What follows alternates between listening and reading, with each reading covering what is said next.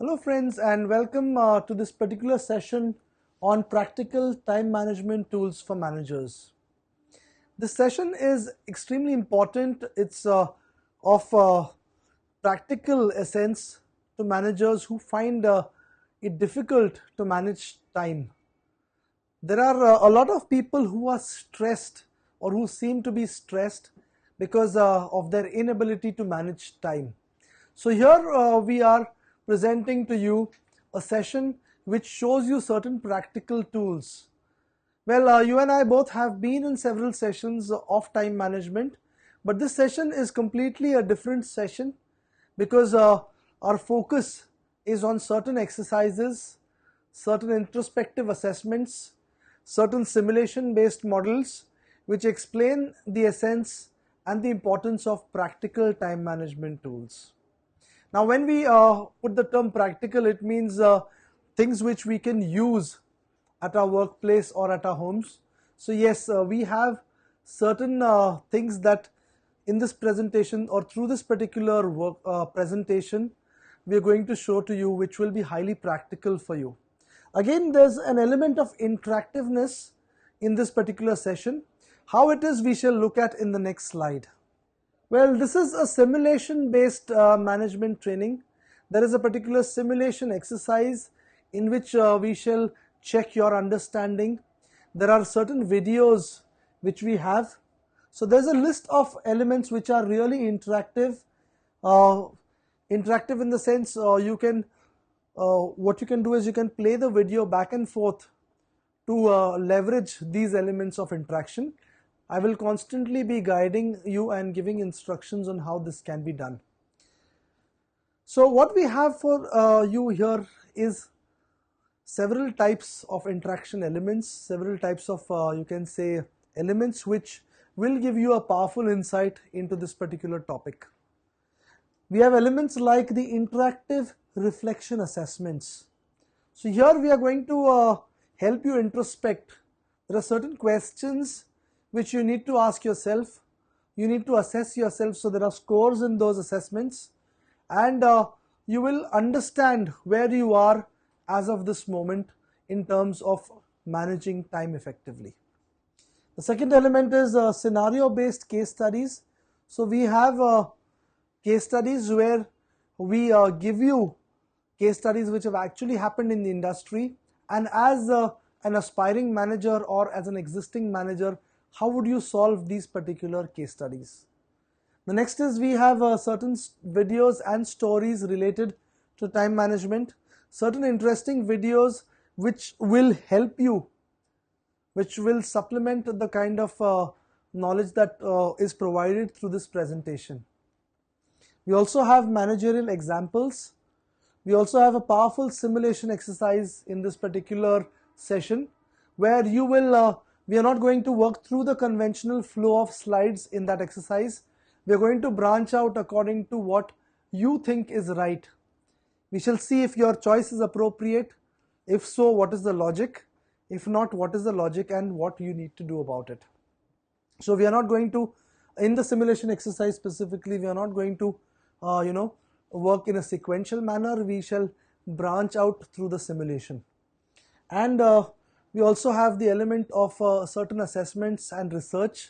So there are certain questions and certain research activity which you would need to do. So if you notice here, there is a critical element of practicality which is involved.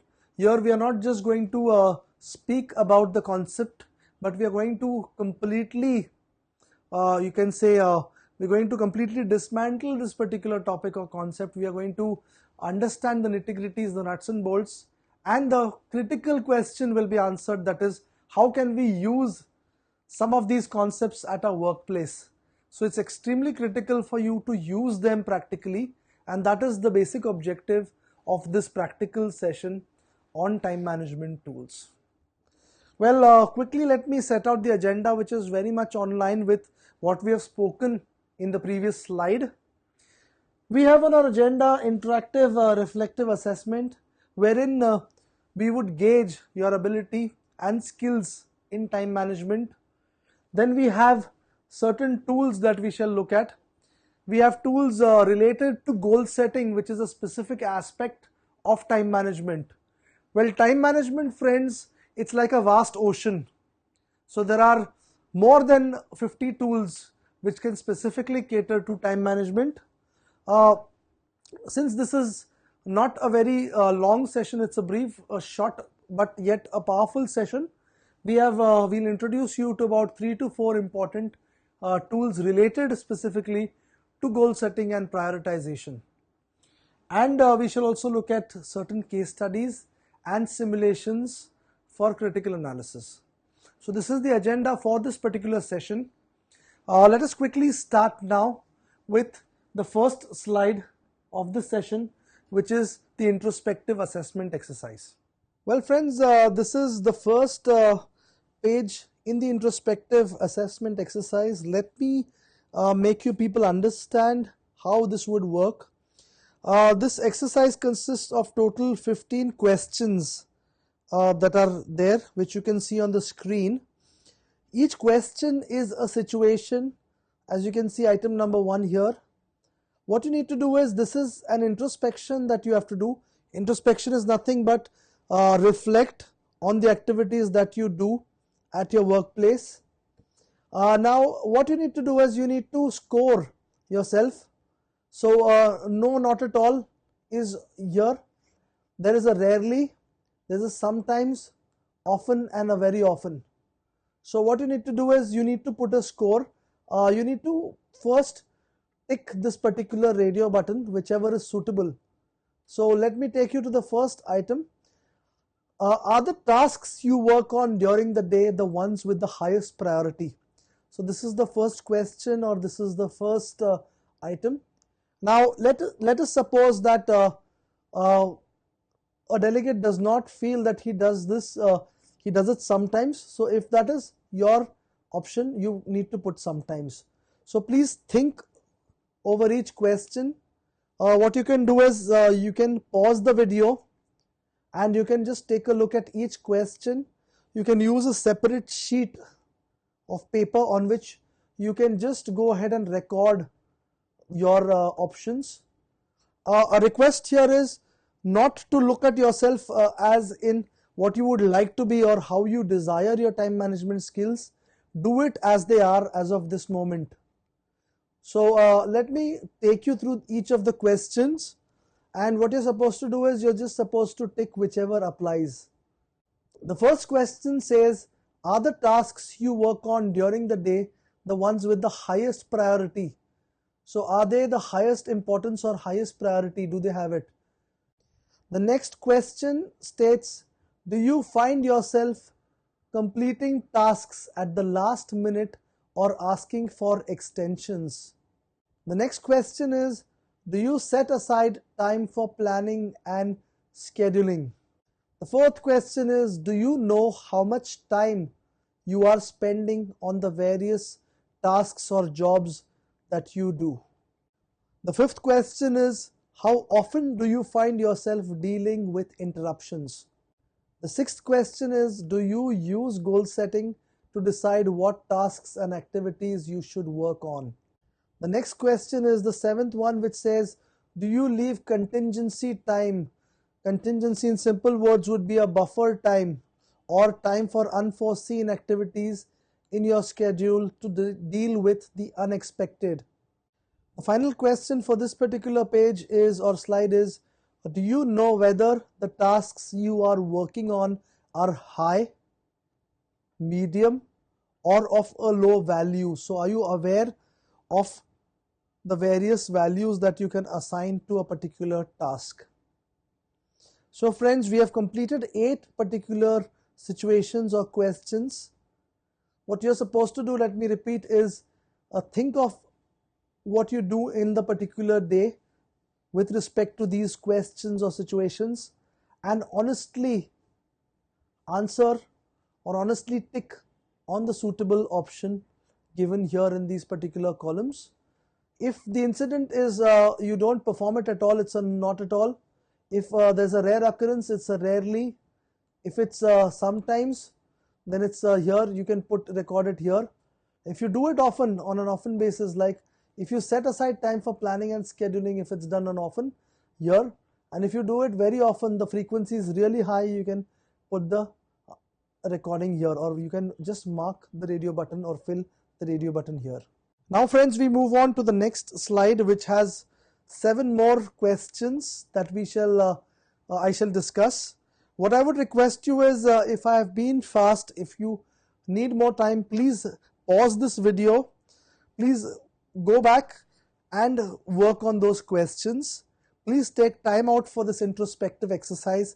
It is extremely powerful and it will set a platform for you to understand where you are in managing time at your workplace or at your homes. The 9th question is, when you are given a new assignment, do you analyze it for importance and prioritize it accordingly? 10th question is, are you stressed about deadlines and commitments? This is followed by the 11th question, which says, do distractions often keep you from working on critical tasks? The 12th question is, do you find you have to take work home in order to get it done? The 13th question is, do you prioritize your to-do list or action program? So to simplify this, do you have a to-do list? To-do is nothing but the things that need to be done in a day, in a week, in a month. So do you prioritize a to-do list or an action program? The 14th one discusses, do you regularly confirm your priorities with your boss? The final question here says, before you take on a task, do you check that the results will be worth the time put in? Well friends, let us now, what we're going to do is, let us pause the video for 5 minutes and go back to the interactive reflective assessment and calculate the total score. What I'm going to do is, I'm going to take you back. What you need to do is, you need to, if there's, let's say in the first question you've put a sometimes, so you get a score of 3 here. So if you have put in question number 5, if you've put an often, you get 4 here. So I would request you to calculate the score. So if there's a 3 here, if there's a 2, 3, the score would be 3 plus 2 plus 3, and accordingly. So you need to calculate, you need to create a summation of the scores on the first sheet, accordingly on the second slide or the second sheet. So you can pause the video and you can complete this particular scoring. The scoring has a specific purpose, so please do it carefully. Let us now move to the next slide. I believe you have paused the presentation for some time. You've gone back and you've calculated the scores. So let us now look at the aspect of the score interpretation, or what would be the meaning associated with the scores that you have calculated based on each person's introspection. Well, if your score lies between a range of 46 and 75, so what you're basically doing is you're managing your time very effectively. That's really good news. You're actually managing your time very effectively. Still, you can check the sections below or the slides to see if there's anything you can tweak to make this even better. The next particular range is the range from 31 to 45, people who've scored in this particular range. Well, it says you're good at some things, but there's room for improvement elsewhere. Focus on some of the serious issues which we will discuss, and you'll most likely find that work becomes much less stressful. So it's important to focus on those issues in order to reduce certain stress related to work. 15 to 30 is a real area of concern, people who've scored here. It says an ouch, well, a real ouch, which is probably felt by people when I say the word, because they are going through a lot of trauma and work stress due to time not being managed well at the workplace.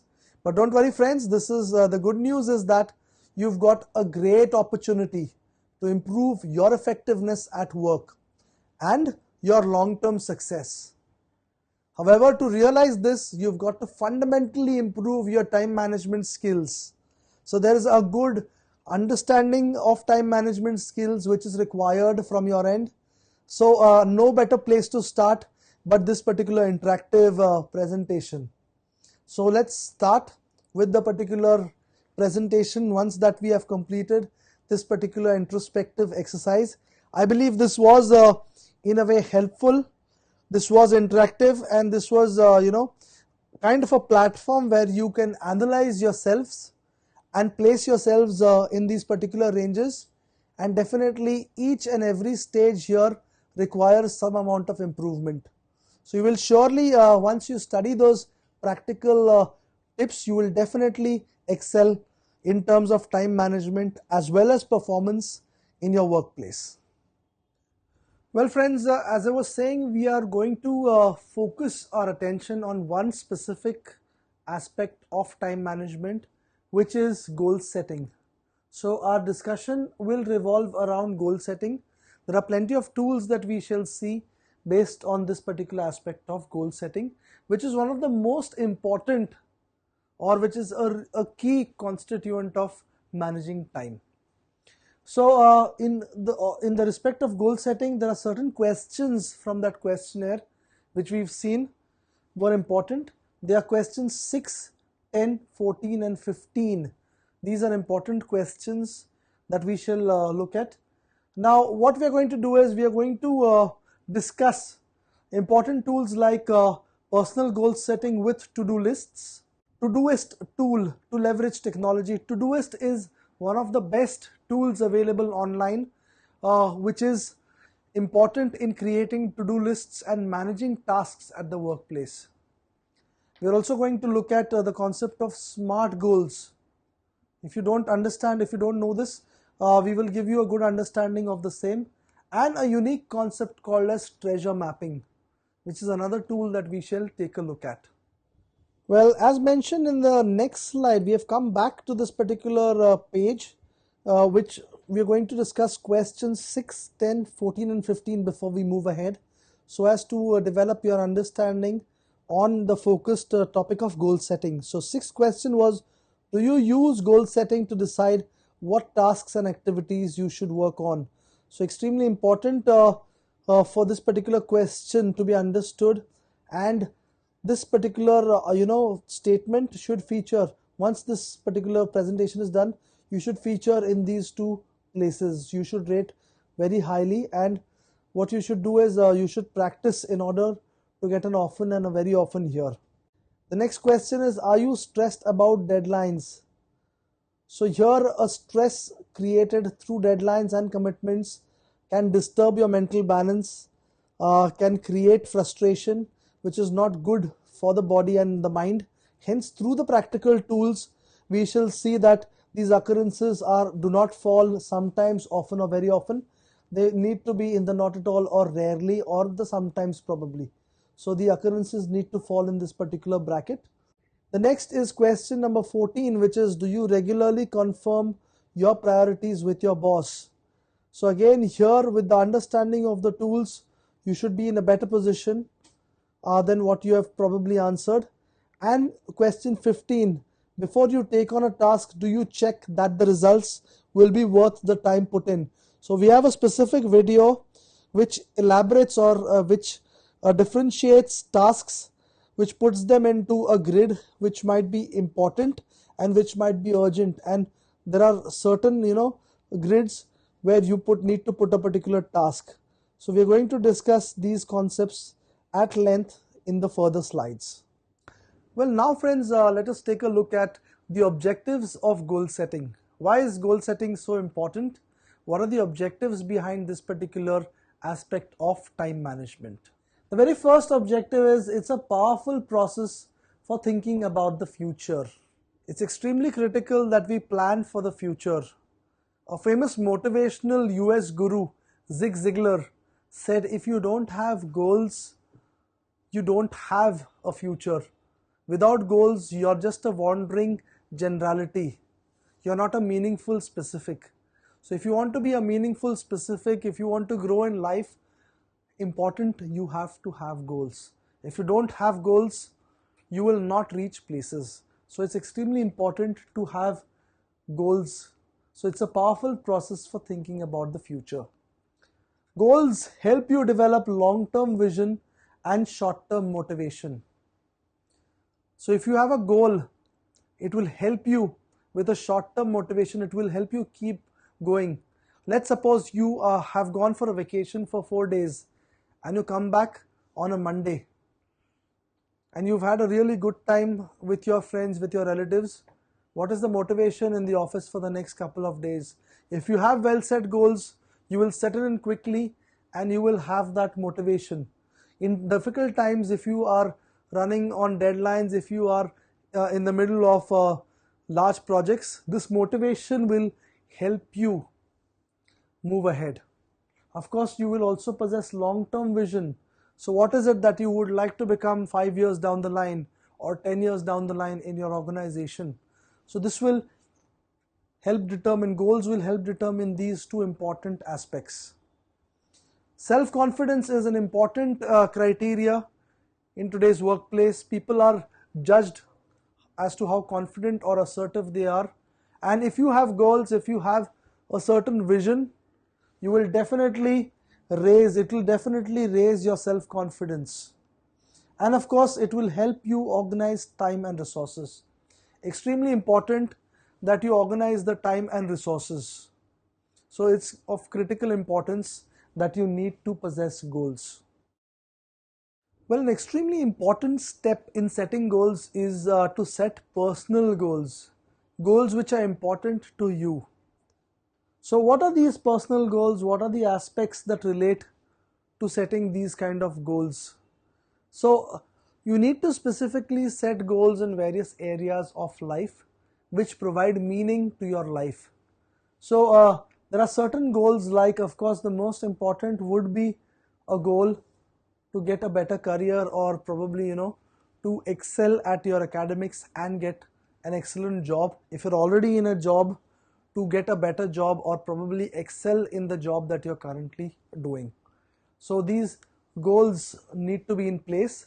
Now, how do we set these goals?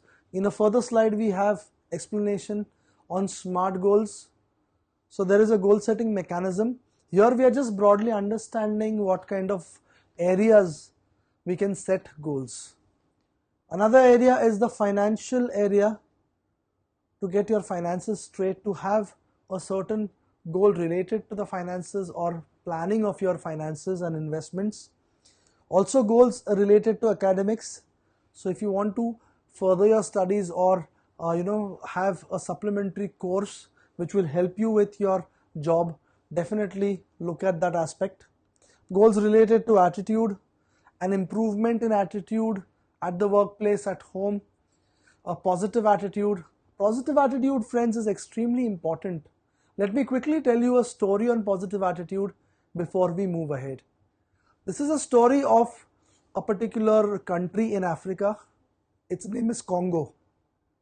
So Congo was colonized like India by the Britishers, and this story is about 300 years old. That time there was a 200 years old. That time there was a British company which sold shoes.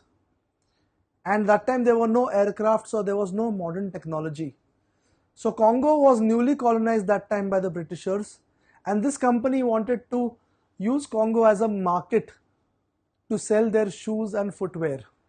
So what they basically did was they sent a salesman aboard a ship, on a ship to Congo. When he reached Congo, he saw that people there did not wear any footwear of any kind. They were walking with naked feet. So he was shocked. He quickly wrote a letter, a report, and sent it on a ship for further action. Unfortunately, the ship met up with a storm and had to stay in a port and did not proceed further. They sent another salesman thinking that something bad might have happened to him. The next salesman also saw the same picture. He also drafted a report and sent it to the company. Coincidentally, both the reports reached at the same time, and when opened, there was a huge difference. The first salesman had written, "Please do not send any shoes, any footwear, because people here do not wear any footwear." The second salesman had written, please send as much footwear, as many shoes as possible, because people here do not wear any shoes. So you can definitely see the difference between the views of the two salesmen and the positive attitude of the second salesman, which will help him get through tough times and which will also definitely help set lifetime goals. The next critical aspect or the broad area is the physical. So we need to set certain goals for our health purposes. So if we are gaining weight rapidly by sitting at one place, we should come out with some objectives, some goals related to our personality or our physical self. Finally, if we want to pursue some hobby or some things which we like, we can probably put it under the head of artistic goal. So we need to set lifetime goals, otherwise, as in the words of Zig Ziglar, our life would be just a wandering generality. It would never be a meaningful specific. So as to excel in the various areas of life, we need to set goals based on career, goals for finance, goals towards education or academia, goals towards developing a positive or a right attitude, goals towards excelling in a physical way or probably developing our physique, as well as pursuing artistic interests. So each of these particular goals, they help us in our life. Now there is a particular method or there's a system when we set personal goals. First we need to start with setting smaller goals. When in sessions, in corporate training sessions, when there is a session with certain students who have entered the corporates, when we generally ask them, what would you like to be in 5 years' time? The general answer is, I would like to be the CEO of the company. Well, is that possible? I would say it's not impossible, but it's really difficult in the next 5 years to become the CEO, because CEOs need at least 10 to 20 years in the making. So you need to first start by setting smaller goals. A more appropriate goal would be, I would like to be the team leader of a specific team, or probably a module leader or a module manager. You need to start with a 5-year plan of smaller goals. Extremely important to frame your goals into a specific time so that they become time bound. Then you need to drill down to a 1-year plan, which is you're breaking down the larger goal or a larger time frame goal into a shorter goal.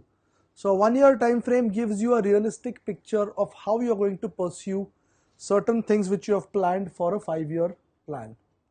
A 6-month plan, in turn, it splits a 1-year plan. It divides the complexity, it brings down the complexity and brings in more of reality. And so does a 1-month plan. So it's extremely critical that you methodically plan for your personal goal setting. So what you can do is you can plan through a 1-month plan, then you can go up to 6 months, 1 year, look at how your planned things are working, and then you can proceed to the 5 years. So it can be a process which can take both directions. Now this is an interesting tool that we have. It's called as a prioritized to-do list. It's an extremely simple yet a powerful tool that each person who's working in any organization or who is an entrepreneur or who is self-employed needs to possess. It's a very simple tool, friends. You can probably Google and get a download, or probably take an image capture of this particular, or you can get it at any website, or you can just copy this physically. Here on the left hand side, if you see, is the task, and on the right hand side you see the priority, which lies between A being very important and F being unimportant. So in a particular day, let's say we have about 8 important tasks. Now you need to prioritize those important tasks. You need to understand which are routine tasks. You need to understand which are critical tasks. You need to understand which task requires strategizing. So you need to create a priority on these particular tasks. Now a key question which will come from you to me is how do we go ahead prioritizing, how do we understand what priorities are, and how do we prioritize these particular tasks. For that reason, I have kept this particular slide as blank so that you get to understand these particular priorities and the use of this tool through the next slide, which is the showing of a video. So what I'm going to do is I'm going to show you a short video by a person called as Darryl Cross, who is an expert on time management and who follows the tips of Stephen Covey. He has developed, Stephen Covey is the author of the 7 Habits of Highly Effective People, and Stephen Covey has come up with a matrix which you will see in this particular video, which will help you answer certain questions in this particular tool. So how would you put, which would be the first task, the second, the third, and the fourth, and so on, and what priority would you assign? Would it be an A, a B, a C, a D, or an F? So please watch this particular video, and then after watching this particular video, we shall discuss the other tools as well. Hello, I'm Darryl Cross, and I'm an executive and personal coach. And in much of the coaching that I do, people frequently want to know how they can find more hours in the day. How can they find more time? And my response to that is basically they won't be able to find any more time. They have the same amount of time as we all do. It's called 168 hours in the week. And I remind them they have the same amount of time as Mother Teresa had, as Einstein had, as Nelson Mandela has, and so on. And so it's more a question of not so much how I can find time as what can I do with the time I already have. So it's really a matter of priorities. And I really like the work by Stephen Covey. And Stephen Covey, in his book, The 7 Habits of Highly Effective People, and then in his subsequent text, First Things First, talked about a paradigm where he divided time into 2 sectors. He divided time into that which is urgent and not urgent, and he divided time into that which is important and not important. And when you do that, you can then work out a quadrant of how you can parcel time. So, for example, if I pursue that a bit further, what Covey says that if time is really urgent and important, then the sorts of things we have in this quadrant here are crises. And we would all say yes to that. There are lots of those in the workplace. We would have deadlines, things that have to be done by a particular time. We often have meetings and activities occurring there that are really important and that are also have an urgency attached to them. And most of our work life seems to be in that particular quadrant where things seem to be both urgent and important. But he also says there's a quadrant of what he called deception, and it's quadrant 3. This quadrant of deception, he says, things feign being urgent, but they're really not important at all. And he says, for example, there are things like interruptions. There are things like emails. There are things like some meetings and some projects. In this quadrant, he's really saying they're not really important, but they might be urgent. But they do take a good deal of our time, and we get deceived. We get deceived that they are actually important and they're not really. And so it might be the phantom quadrant, or it might be the quadrant of deception. We get deceived, and much of our time gets taken up in lots of these activities that are not really critical in the way that we might presume that they are. However, he says there are some other quadrants that we need to consider. And this one here, where it's not urgent, but it is important. In fact, Covey argues that it's vitally important, it's critically important. And in here, we have things like planning. In here, we have where we undertake activities where we have empowerment. In here might be recreation. It's being creative. It might be in here forming strategy. But it means that this is absolutely critical, but it's not urgent. It's not urgent at all. The fourth quadrant down here is the quadrant he suggests is the escape quadrant. And there are things in here that are trivial matters. It might be surfing the net. It might be in here that we're actually wasting time and we're actually escaping various activities that we ought to be doing. We might be just handling spam emails or even pursuing them. We might be just gossiping over the water cooler or the photocopier. We might even just be going out and grabbing a cup of coffee and reading the paper, and in a sense wasting our time. And interestingly enough, he argues, and quite rightly so, that if we spend too much time in quadrant 1 with too many crises, we often escape over here to the trivia and in order to try to preserve our sanity.